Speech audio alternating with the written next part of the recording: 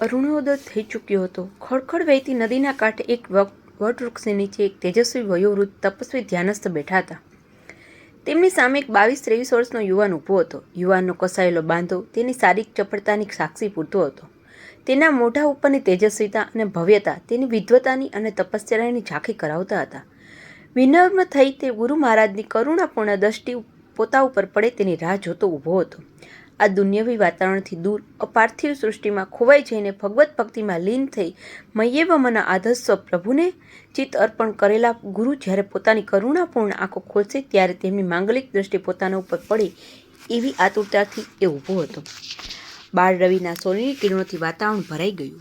કરુણા સિંધુ ગુરુ મહારાજે નેત્રો ખોલ્યા ત્યારે તેમની પવિત્ર દ્રષ્ટિ સામે નતમસ્તક થઈ ઊભા રહેતા નભક ઉપર પડી. યુવાન નભક કૃતકૃત્ય થયો. કેમ નભક, શું છે? ગુરુએ મીઠાશથી પૂછ્યું. ગુરુદેવ, મેં તમને ઘણું કષ્ટ આપ્યું છે. તમે મને પિતૃવાત્સલ્યથી ઉછેર્યો છે. આજે 15 વર્ષના વાણા વાયા તમારી છત્રછામાં મારા બાહ્ય શરીરને અને અંત શરીરને તમે પોષ્યું છે. માટીના દેહને સોનાની મૂર્તિ બનાવનાર તમારા જેવા મહાન કલાકારને છોડીને જવાનું મન થતું નથી, પરંતુ કર્તવ્ય તેમ કરવા પ્રેરે છે. જો તમે રજા આપો તો તમારી પાસેથી મેળવેલી વિદ્યા જીવનમાં સાકાર કરવા સંસારમાં પ્રવેશ કરું. આટલું કહી નભક શ્રદ્ધાપૂર્વક હાથ જોડી ઊભો રહ્યો. ભારતીય સંસ્કૃતિની આ જ વિશિષ્ટતા છે. 8મે વર્ષે બાળક તપોવનમાં આવે અને તે દિવસથી ગુરુ અને તેનો પિતા બને તે દિવસથી તેના પોતાના ઘર સાથેના સંબંધો તૂટે. તપોવનનો વિદ્યાર્થી સગાવાલાના લગ્ન પ્રસંગે ઘેર જાય નહીં. તપોવનમાં તેની પિતા સિવાય બીજા કોઈનું સ્નાન સૂતક પણ નહીં. તપોવનમાંથી અભ્યાસ કરી યુવાન બનીને જ્યારે તે ઘરે પાછો આવે ત્યારે બધાનું સ્નાન સૂતક એક સાથે જ કરે. આવી શિક્ષણ પ્રણાલીને લીધે બાળકો તેજસ્વી યુવાન થઈ તપોવનમાંથી બહાર પડતા. ગુરુદેવે કહ્યું, નભક, તારું શિક્ષણ હવે પૂરું થયું છે. તને જોઈને મારું મન પ્રસન્ન થાય છે. 15 વર્ષ પહેલાંનો તે દિવસ મને યાદ આવે છે. તે વખતે તું કેટલો નાનો હતો. તારા પિતાની આંગળી પકડી તે જ્યારે આ તપોવનમાં પ્રવેશ કર્યો ત્યારે હું આ જ વટવૃક્ષ નીચે બેઠો હતો. તે દોડતા આવીને મને નમસ્કાર કર્યા હતા. તારા પિતાએ ખૂબ ગળગળા થઈ તારી સોંપણી મને કરી હતી. તે મને આજે પણ યાદ છે. તે વખતના એમના શબ્દો, ગુરુદેવ, મારા હૈયાનો ટુકડો તમારા ચરણે ધરવા આવ્યો છું. તે પ્રભુનું કાર્ય કરે અને તમારા વંશનો કુલદીપક બને એવી તેની કેળવણી આપજો. આજથી નભક મારો નથી, હવે તે તમારો જ છે. આજે મને ફરી યાદ આવે છે. નભક, તારા પિતાનો તો ખૂબ લાડકો હતો. તેમણે મને કહ્યું હતું કે મોટા 3 દીકરાઓ તે પ્રભુનું કાર્ય કરે અને અમારા વંશનો કુલદીપક બને તેવી તેને કેળવણી આપજો. આજથી નભક મારો નથી, હવે તે તમારો જ છે. આજે મને ફરી યાદ આવે છે. નભક, તારા પિતાનો તો ખૂબ લાડકો હતો. તેમણે મને કહ્યું હતું કે મોટા 3 દીકરાઓ તો ન ભણ્યા પણ મારો નભક જરૂર ભણશે. તારા પિતા પાસે સંપત્તિ છે તેથી તારા મોટા ભાઈઓને ભણવાની જરૂર ન લાગી. અરે રે, આ કેટલી ક્ષુદ્ર અને અધપતિત મનોવૃત્તિ છે. શું પેટ ભરવા માટે જ ભણવાનું હોય? પશુઓ ભણ્યા વગર પોતાનું પેટ ભરી શકે છે અને માનવને પેટ ભરવા માટે ભણવું પડે? જો એવું હોય તો માનવ પશુ કરતાં પણ હલકો થયો. સમાજનો ઘણો મોટો વર્ગ એવો છે કે જે શિક્ષણનું મહત્ત્વ સમજી શક્યો નથી. શિક્ષણ દ્વારા સદવિચારો મળે અને તે સદવિચારો જીવનમાં પચે તો વિકાસ થાય. આપણા પૂર્વજોની સંસ્કૃતિ સમજી લઈને તેને ટકાવી એ પ્રત્યેક ભારતીયનું કામ છે. મહર્ષિએ લોહીનું પાણી કરીને જે સંસ્કૃતિ ઊભી કરી અને જે સંસ્કૃતિને આધારે સમાજ સ્વચ્છતાથી 10-10 વર્ષ 1000 ઊભો રહ્યો તે સંસ્કૃતિને ટકાવવા માટે પૂર્વજોએ શું મહેનત કરી, કયા પ્રયોગો કર્યા તે જાણી લેવું જોઈએ. શિક્ષણ એટલા માટે જ છે. માનવ અને સૃષ્ટિનો સંબંધ શું? માનવ અને ભગવાનનો સંબંધ શું? તેનું શિક્ષણ મેળવવા આ ભણતર છે. હું કોણ? હું ક્યાંથી આવ્યો? મારે ક્યાં જવાનું છે? મારી શક્તિ કેટલી? હું કઈ રીતે ધ્યેયને હાંસલ કરી શકીશ? આ પ્રશ્નનો વિચાર કરતાં કરતાં જે શિક્ષણ મળે એ જ ખરી વિદ્યા છે. જેનાથી જીવનનો વિકાસ સાધી શકાય તે ભણતર. ફક્ત પેટ ભરવા માટે ભણવું તે અસંસ્કારિતા, જંગલીપણું છે. તેથી તારા પિતા તને અહીં લઈ આવ્યા હતા. તારી ભણવાની દૃઢ ઈચ્છા જોઈને તારા પિતાજીનું દિલ ભરાઈ આવ્યું હતું. 15 વર્ષ પહેલાં મને તારી સોંપણી કરી ભારે હૈયે તારા પિતાજી પાછા ફર્યા હતા. ગુરુની વાતો એક ચિત્તે સાંભળતા નભક ભૂતકાળમાં ખોવાઈ ગયો. તે વખતે તેના પિતાજીએ ભારે હૈયે લીધેલી વિદાય તેને યાદ આવી. તે વખતે તેણે પિતાજીને આંસુથી છલકાતી આંખો જોઈ હતી. તેની આંખોમાં પણ આંસુ હતા. અને આજે 15 વર્ષ પછી પાછું એ જ પુનરાવર્ત, એ જ ભાવભરી વિદાય, એ જ વિયોગનું દુઃખ. આજે ગુરુ શિષ્યની આંખમાં આંસુ હતા. આજે આ વાલસોયા વાતાવરણને, નિસર્ગના સૌંદર્ય અને તપોવનની શાંતિ અને ભવ્યતાને છોડીને જવાનું હતું. નભક, તે તપોવનનું ખરું જીવન માણ્યું છે. તું ભણતો હતો અને સાથે સાથે તપોવનના નવા વિદ્યાર્થીઓને ભણાવતો હતો. શિક્ષણની સાચી પ્રણાલિકા તે અતિ સુંદર રીતે જાણી છે. તું ગામે ગામ જઈને લોકોને દેવી જીવન સમજાવજે, લોકોને સાંસ્કૃતિક જીવનના પાઠો ભણાવજે. તારો બ્રહ્માચાર્ય ધન્ય થયો છે, હવે તારો ગૃહાશ્રમ ધન્ય કરજે. તું જા, કહેતા ગુરુનું દિલ ભરાઈ આવ્યું. ગુરુ નભગને જા એમ કહી શકતા નથી, તેને તપોવનમાં રાખી શકતા નથી, કારણ નભગનો અભ્યાસ પૂર્ણ થયો છે. નભગ પણ હું જાઉં છું કેમ એમ કહી શકતો નથી, તેમ તપોવનમાં રહી પણ શકતો નથી. કેટલીક ક્ષણો આ મૂંગી મનેઓથમાં જ પસાર થઈ ગઈ. આખરે ગુરુએ મૌન તોડ્યું. તું જવા તૈયાર થયો છે તો ભલે જા. આપણા સહવાસ દરમિયાન મેં તને ઘણીવાર કડવા શબ્દો કહ્યા હશે, પણ તે તું મનમાં ન લાવતો. બેટા નભગ, તું મને ભૂલી જઈશ તો ચાલશે, પણ ભગવાનને અને ભગવાનની દેવી સંસ્કૃતિને ભૂલીશમાં. જીવનના સિદ્ધાંતોને ભૂલતો નહીં. નભગની આંખો આંસુથી છલકાઈ ગઈ. ગુરુદેવ, તમે મને કદી કડવું કહ્યું નથી. તમારું બોલવું મને કોઈ દિવસ કડવું લાગ્યું નથી. મારી ચામડીના જોડા બનાવી તમને પહેરાવું તો પણ તમારું ઋણ ફેડી શકું એમ નથી.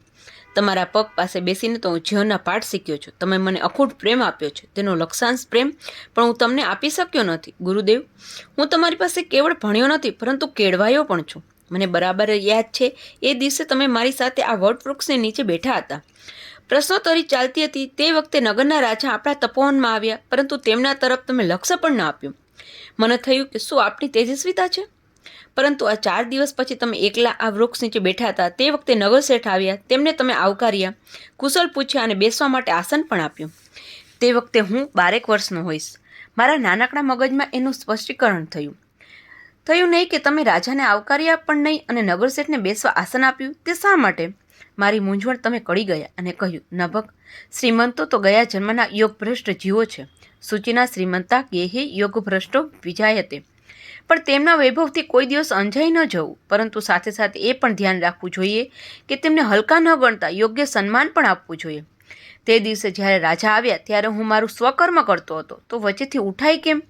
પણ નગર શેઠ આવ્યા ત્યારે હું નવરાશમાં બેઠો હતો અને એકલો હતો, તેથી મેં શેઠને આવકાર્યા. આને લીધે મારી મૂંઝવણને મને ઉકેલ મળી ગયો. અને આવા અનેક પ્રસંગોએ મને જીવનના રહસ્યો સમજાવ્યા છે. આવા જીવન રહસ્યો પોતાના વર્તનથી સમજાવનાર ગુરુને હું સી રીતે ભૂલી શકું? ગુરુદેવ, પૂછતા પણ સંકોચ થાય છે, પણ ઘણા વર્ષોથી જે દિવસની હું રાહ જોતો હતો તે દિવસ પ્રત્યક્ષ આજે મને મળ્યો છે. મારે તમને ગુરુદક્ષિણા આપવી છે. હું આપણે ચરણે શું ધરું? નભગ, તને તપોવનમાં જ્ઞાન મળ્યું છે. અહીં જીવનના જે સિદ્ધાંતો તને મળ્યા છે તે જીવનમાં વણી લઈ સમાજમાં રહેતા લોકોના સંસાર સુખી કરજે. એ જ મારી ગુરુદક્ષિણા છે. તારા જીવનનું નિર્મળ ઝરણું અસલ વહ્યા કરે એટલે બસ. પણ બેટા, એક વાતનું ખાસ ધ્યાન રાખજે, અને તે એટલે પ્રભુ જોડે સંબંધ બાંધવો હશે તો તારે ખૂબ ધીરજ રાખવી પડશે. ઈશ્વરાભિમુખ થયેલાઓને ઈશ્વર સન્મુખ કરજે, પરંતુ અધપતિત જેઓને હલકા સમજી તેમની પ્રત્યે ધૂણા સેવતો ને ક્ષમા દ્રષ્ટિ રાખજે. બોલતા બોલતા તેમની નભગની પીઠ પર હેતથી હાથ ફેરવ્યો અને કહ્યું, આજે સમાજનું માનસ રોગિષ્ટ થયું છે, તેની દવા તારે કરવાની છે. તારે સદ્ગુણનો પ્રચાર કરવાનો છે. નભગ, રોગનો પ્રસાર થાય છે પણ સદ્ગુણનો પ્રચાર કરવો પડે છે. ક્ષયના દર્દી માટે બેસથી તરત ક્ષય જાય છે, પરંતુ કોઈ વ્યાયામવીર પાસે બેસીને માણસ વ્યાયામવીર થતો નથી. વ્યાયામવીર બનવા માટે માણસને વ્યાયામ કરવો પડે છે. તેવી જ રીતે લોકોના વૈયક્તિક જીવનમાં અને સામાજિક જીવનના સદ્ગુણો આવે તે માટે અથાગ પ્રયત્નો કરવા પડે છે. એ જ પ્રભુનું કાર્ય છે. તું સેવક બનીને નહીં, પરંતુ સાધક બની પ્રભુ કાર્ય કરજે. એ જ મારી ગુરુદક્ષિણા છે. નભગ, ગુરુદેવ, આજે આસુરી વૃત્તિ વધી ગઈ છે. તેનો સંહાર કરી સાત્વિક વિચારો પ્રસ્થાપિત કરવા એ ભગીરથ કાર્ય છે. છતાં તમારી આજ્ઞા મુજબ તે હું જરૂર કરીશ. ગુરુદેવ, ગુરુદક્ષિણા આપવાથી મારી તીવ્ર ઈચ્છા છે, તેનો તમે સ્વીકાર કરો. બેટા, કાર્ય તો જેનું છે તે પ્રભુ પોતે જ સંભાળે છે. તેની શક્તિથી બધું થતું રહેલું છે. કહેતા ગુરુ ઊભા થયા અને નભગને આશીર્વાદ આપી પોતાની પર્ણકુટી તરફ ચાલવા લાગ્યા. નભગ અનિમેષ નેત્રે તેમની પર્ણકુટી વણી જતા જોઈ રહ્યા. ભાવભીના હૃદયથી નભગે તપોવનને 3 વાર નમસ્કાર કરી આશ્રમમાંથી વિદાય લીધી. રસ્તે ચાલતા ચાલતા ગુરુએ ભણાવેલા ભક્તિના પાઠનું તે ચિંતન કરે છે. ભક્તિની કેટલી સરળ સમજણ ગુરુદેવે આપી હતી. પ્રભુ પાસે ચિત્ત એકાગ્ર કરી બેસવું તે આંતરભક્તિ અને પ્રભુના વિચારો ઘેર ઘેર પહોંચાડવા તે બહિર્ભક્તિ. આ 2 પાંખ વગર જીવનનું વિમાન ઉડી ન શકે. આમ વિચારતો તે નમતે પહોરે એક આશ્રમ પાસે પહોંચ્યો. આશ્રમના કુલપતિને પોતાનું નામ, કુળ અને ગુરુદેવનું નામ આપી નભગે અભિવાદન કર્યું. નભગનું નામ સાંભળી કુલપતિનું દિલ આનંદથી નાચી ઉઠ્યું. તેમણે નભગને પ્રેમથી પોતાની પાસે લીધો. નભગની કીર્તિ અને જીવન સુવાસ જ્ઞાનની આશ્રમમાં પહોંચી ગઈ હતી. નભગે જ્ઞાન પીધું હતું. કુલપતિની આજ્ઞાથી બીજે દિવસે સવારે નભગે અતિ સુંદર પ્રવચન આપ્યું. તેના શબ્દે શબ્દમાં જીવનનો રણકો પ્રતિબિંબિત થતો હતો. શ્રોતાઓ મંત્રમુગ્ધ થઈ તેનું પ્રવચન સાંભળતા હતા. એક વૃક્ષ નીચે એક વૃદ્ધ શ્રોતા બેઠો બેઠો સાંભળતો હતો અને અનિમેષ નેત્રથી નભગને નિહાળતો હતો. નભગનું પ્રવચન પૂરું થયું અને તે ઉઠીને આચાર્યની પર્ણકુટી તરફ જવા લાગ્યો. નભગ પેલા વૃદ્ધની પાસે આવતા જ વૃદ્ધ પુરુષ ઉઠીને ઊભો થયો અને દોડીને નભગને ભેટી પડ્યો. બેટા નભગ, એટલું બોલતા તો તેની આંખો આનંદ સુધી છલકાઈ ગઈ. નભગે પોતાના પિતાનો અવાજ પારખ્યો. તેને આશ્ચર્ય થયું. પિતાજી, તમે અહીં ક્યાંથી? ભાઈઓ ક્યાં? બધા કુશલ તો છે ને? સહસા તેણે પ્રશ્નોની ઝડી વરસાવી. બેટા, તારા ભાઈઓથી શું વાત કરું? તારે ત્રણેય ભાઈઓ પશુ જીવન જીવી રહ્યા છે, પણ તે મારી અભિલાષા પૂર્ણ કરી છે. તારા ભાઈઓ તો ભૂંડનું જીવન જીવે છે. ખાવું, પીવું અને રમવું એના કરતાં વિશેષ કંઈ પણ એના જીવનમાં નથી. મારા દીકરા થઈને આવું વિલાસે અને પશુતુલ્ય જીવન જીવે એ મારાથી સહન કેમ થાય? મને તો તેમના પ્રત્યે ધૃણા નિર્માણ થઈ છે. હું ઘર બાર બધું છોડીને આ તપોવનમાં ચાલ્યો આવ્યો છું. મારા જીવનનો શેષ પ્રભુ કાર્યમાં અને પ્રભુ ભજનમાં વિતાવું છું. આ તપોવનમાં રહીને જ્યારે જ્યારે તારા યશોગાન સાંભળતો હતો ત્યારે ત્યારે મારી છાતી ફૂલાતી હતી. પ્રભુ તને સદબુદ્ધિ આપે, પ્રભુ કાર્ય માટે પ્રભુ તને અકૂટ શક્તિ આપે, એ જ માટે રોજ ભગવાનને પ્રાર્થના કરતો હતો. આજે તને મળીને અને તારું પ્રવચન સાંભળીને ધન્યતા અનુભવું છું. ધન્ય છે તારી જનની કે જેણે મને આવું રત્ન આપ્યું.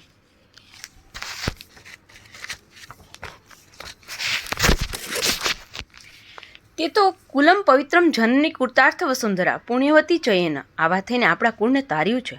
પિતા પુત્રનો સંવાદ પ્રધાન આચાર્ય સાંભળતા હતા. તેમણે નભગના પિતાને મીઠો ઠપકો આપ્યો. તમે મને જણાવ્યું પણ નહીં કે તમે નભગના પિતા છો. હું જાણતો હતો કે નભગના સદગુણો અને તેના જીવનની સુવાસ તેને તેના ગુરુ પાસેથી મળ્યા છે. જો એ સંસ્કાર મારા આપેલા હોત તો તે મારા બાકીના 3 પુત્રોમાં કેમ ન આવ્યા? હું તો નભગનો કેવળ જન્મદાતા પિતા છું. તેના સંસ્કારદાતા પિતા તો તેના ગુરુદેવ છે.